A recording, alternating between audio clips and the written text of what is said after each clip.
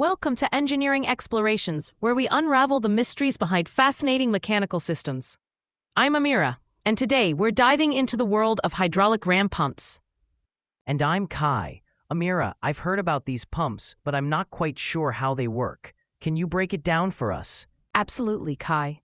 The hydraulic ram pump is an ingenious device that uses the energy of falling water to pump a portion of that water to a higher elevation, all without any external power source. That sounds like it defies physics. How is that possible? It's actually a brilliant application of fluid dynamics.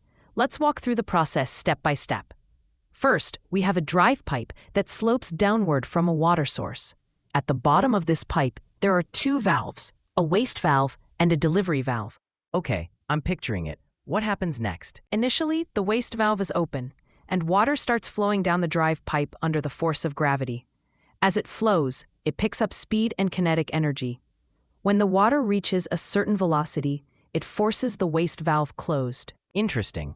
So the water's own momentum is closing the valve. What effect does that have?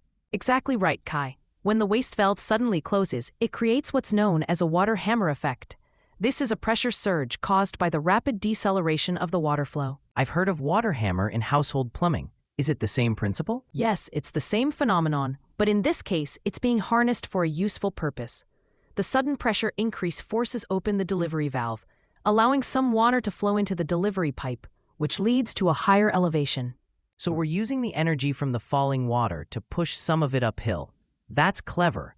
But what happens after that? Well, since water is being forced uphill through the delivery pipe, the flow in the drive pipe starts to slow down and eventually reverses. When this happens, the delivery valve closes due to back pressure, and the waste valve reopens, allowing the cycle to begin again. I see. So it's a continuous cycle of building up momentum, creating a pressure surge, and using that surge to pump water uphill. But Amira, wouldn't these sudden pressure changes put a lot of stress on the system? That's a great observation, Kai. To mitigate this, most hydraulic ram pumps include a pressure vessel filled with air. This acts as a cushion, absorbing the hydraulic shock when the waste valve closes.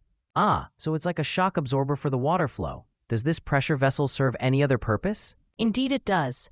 The air in the pressure vessel also helps improve pumping efficiency by allowing a more constant flow through the delivery pipe. Without it, the pump would be subject to extreme stresses and its lifespan would be significantly reduced. Fascinating. But wouldn't the air in the pressure vessel eventually dissolve into the water under such high pressure? You're absolutely right, Kai. That's why these pumps typically have a small air inlet valve below the delivery valve. This automatically draws in a small bubble of air with each pump cycle, replenishing the air in the pressure vessel. This is truly an elegant system.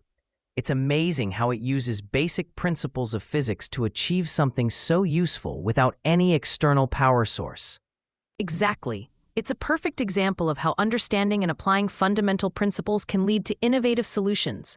Hydraulic ram pumps have been used for centuries and are still relevant today, especially in remote areas or for sustainable water management projects. I can see why. Their simplicity and lack of need for external power make them incredibly reliable and low maintenance.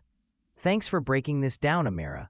I feel like I've gained a new appreciation for this technology. You're welcome, Kai. That wraps up our exploration of hydraulic ram pumps. Join us next time on Engineering Explorations as we continue to unravel the mysteries behind the machines that shape our world. Until then, keep questioning and keep exploring.